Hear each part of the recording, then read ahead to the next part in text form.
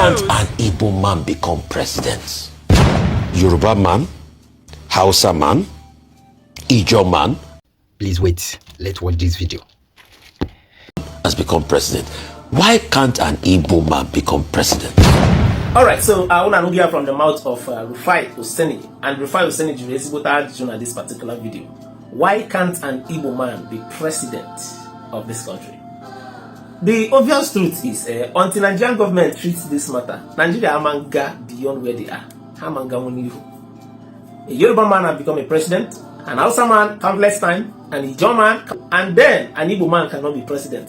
Then if you and the economy of this country, name a country, and I know for her in so many other countries on Igbo, and an Igbo man cannot be president until this topic is treated firmly. And this is why Mazen Nnamdi was fighting. If I can Mazen Nnamdi fight Hajibe Boya terrorists, because the moment you want to expose their evil, their marginalization, a terrorists, they will look for something to, twist the whole thing. If I can Mazen Nnamdi fight. Remember that Mazen Nnamdi did not start with Biafra agitation. He started with Otuage Sine Kanibo, where Ifa other nations may enjoy. Kenwe cargo airline that you can fly from here to any country of your choice. A boy try fly to somewhere like Dubai, US, anywhere. If you go to Zogago to Lagos. Why? Then he also said, Kaiwe seaport so that Tumona and then Atobatangwa from Lagos can also do same. That converts here a seaport there in Onitsha. We have all it takes, even in Aba. And then thirdly, Mazen Nnamdi said there should be basic amenities. If I can fight today, you're governor on the southeast, no gide, until they hated him naturally. And today he's in detention because of this same thing. All close go to Rebukion. That was why he said he's not open for negotiation again. And what you open for negotiation, they didn't listen to him. Now, Nenam Niaba gonna do the same thing, and he can't take anything. That is why he cannot be bought over. The same thing now, Rufai will send Korea back. Mazen Nnamdi cannot be the fight for equal rights. The marginalization should be treated. But today, look at where we are today. And you wonder, you think Nigeria can go forward with this kind of mentality that only one man will president. Nigeria Manganiru. Anyways, I'll leave you guys to watch this other video. Share your thoughts on the comment section. I don't want to say much. Do not forget, our promo and bonanza is still on. How about with business, career, whatever you want us to promote for you. Is it your page or your platform? Or you want to enroll for mentorship? YouTube tutorials, how to grow, Facebook and whatever social media, even TikTok. Or you need an international TikTok account where you can easily earn from your videos. I offer all these services. Send the WhatsApp DM and we'll tell you what it costs to have any of this, our service. Do not forget, it is not for free. Now, let's go into the video and enjoy the rest of the video. Share with us and do not forget to share. At least in this country, after the Civil War, there was a consensus of some sort by the two political parties. And Igbo men were both running mates in the 79 elections.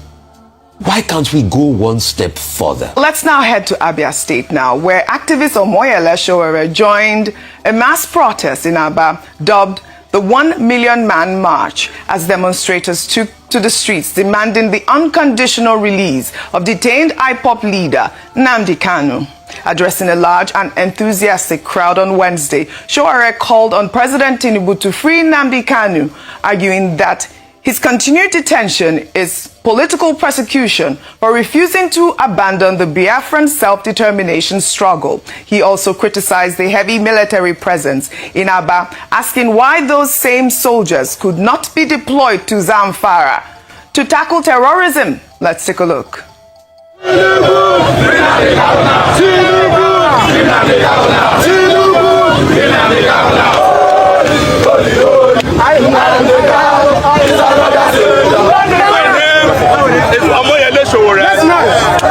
And I'm a friend of Oyendu, Mazen Nnamdi Kanu. I'm also a friend and lover of justice.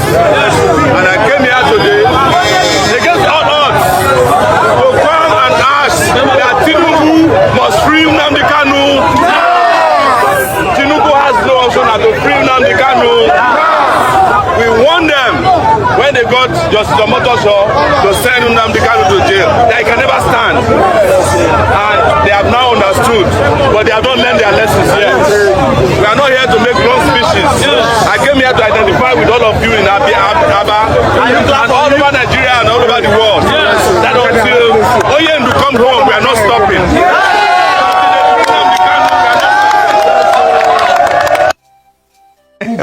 We're talking about more or less red carpets for chiefs. But Rufai, Nnamdi Kanu has been in detention since 2021, and the calls for his release have never stopped, from courtrooms to street protests. The solution, many believe, is not legal. It is political. President Tinubu has the power to initiate dialogue to pursue a resolution. But will he do so? Those are the questions, and I don't know the effect of this 1 million man march at this moment. Rufai. I would spot on the analysis of what people are saying. The solution is largely political. So there is one part of the permutation, and please, it's a permutation.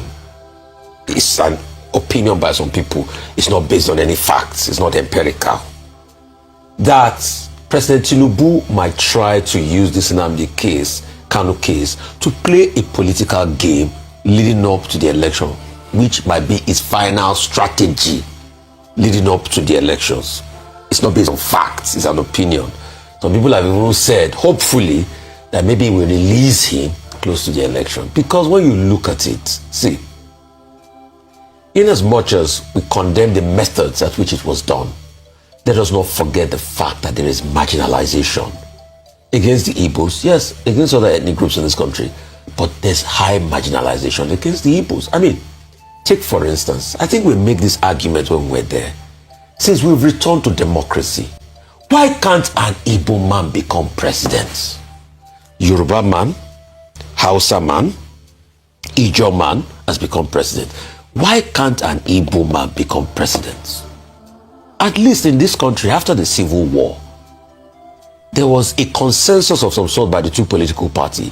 And Igbo men were both running mates in the 79 elections. Why can't we go one step further? That's just the question. I know some people will argue and say, oh, competence should not be based on zoning and all of that. I get the argument. But are you telling me that there is no Igbo man that is competent enough to be president?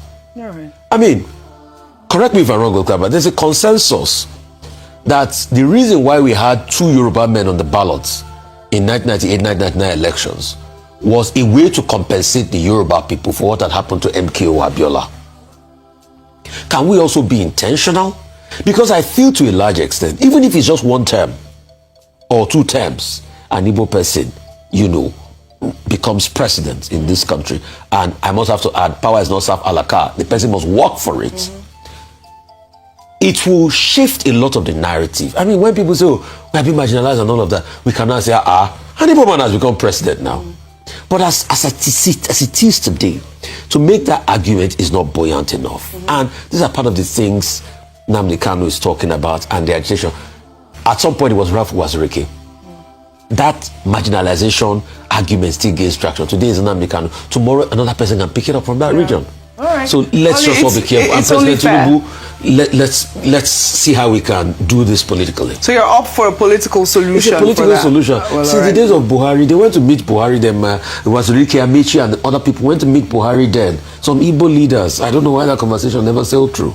All right. I'm sure that we're not going to hear the end of this Nnamdi Kanu protest and the quest and the call for him to be released.